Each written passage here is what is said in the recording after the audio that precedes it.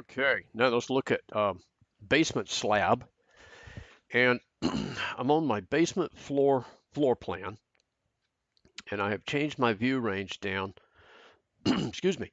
Uh, the bottom, I've set it to the level below, okay, which is going to be top of basement footing. The reason I did that is so that you can see the insulation that goes all the way across, okay? And I've had to edit these walls that have the insulation on them, and I'll go ahead and show you. Wait, that picked up the brick wall. Sorry.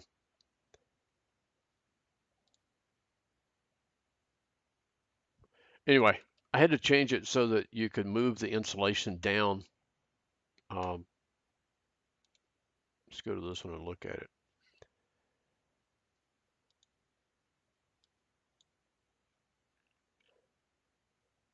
I had to edit it so that you can move the insulation down as opposed to with that wall. Now it doesn't look that way there, but back over here, you can see because the insulation should stop an inch and a half below the top of the slab. If you look at your wall sections on sheet A7, you'll see the basement slab is flush at the top with a sill plate that's been installed.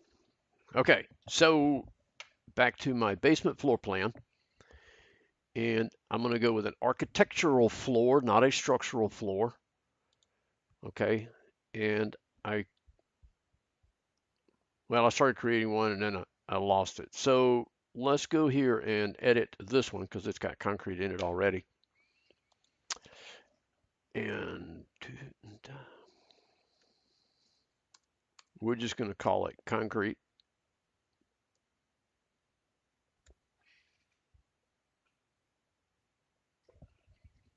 Because it's going to be a 4-inch thick concrete. And we'll edit this, and let's see, we can delete that row, delete, delete. This concrete, I'm going to change it to cast in place as opposed to lightweight and make it 4 inches thick. And I'm going to insert a layer, a membrane layer, and this is for my poly. It'll be an air infiltration barrier. It's actually, I mean, it's a vapor barrier, but I think, what do they call it down here? Vapor retarder. And those stick. Yeah, okay. So we'll do that. We'll go with vapor retarder. It doesn't matter because it doesn't really see anything. Okay. 4-inch thick. Okay.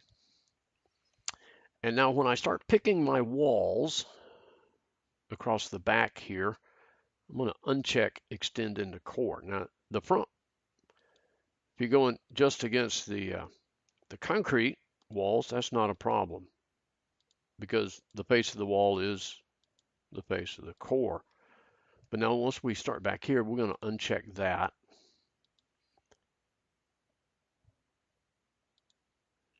And we want it to be on the inside. Uh,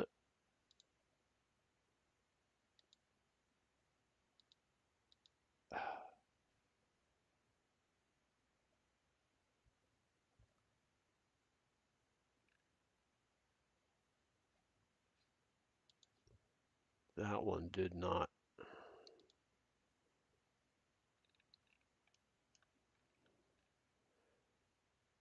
What if I go pick line? Oh, that was draw line. I want pick line. There we go.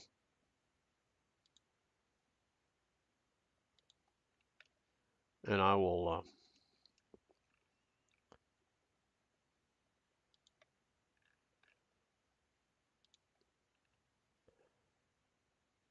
and then we're going to have to do some trimming.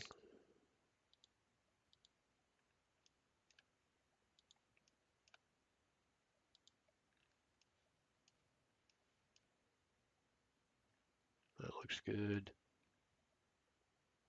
That looks good there. This one did not, I remember. And I need a,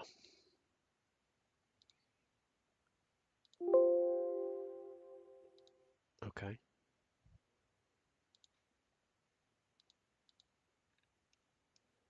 Probably would have been easier just to draw a line. Okay, and that picked one up. That should be good. So let's do that. Lines cannot intersect current line. Okay.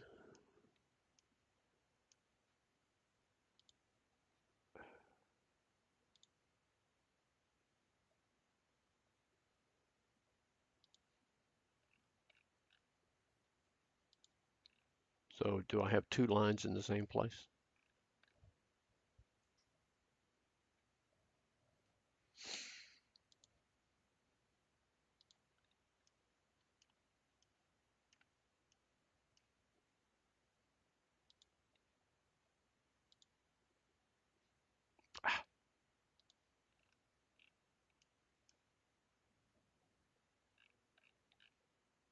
I'll tell you what, let's turn shaded off.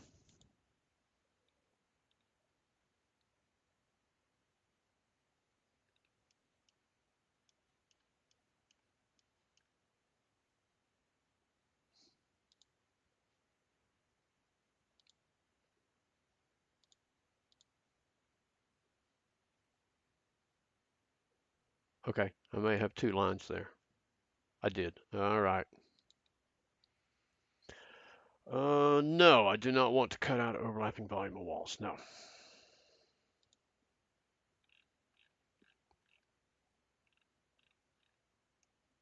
All right. Now let's look at a section view.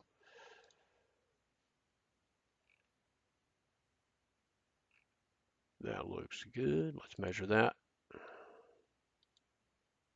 1.5 inches. Well, you know.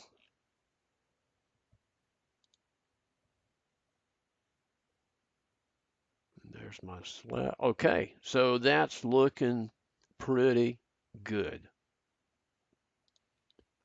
And we did that on our basement floor. Let's pop into 3D and take a look at it. Okay, so that's looking good. All right, now our garage floor. I'm going to pause this video and then I'm going to come back and we'll do the garage floor because it slopes and we've got to cut a notch in the excuse me, in this wall. So let me pause the video and get ready and I'll come back.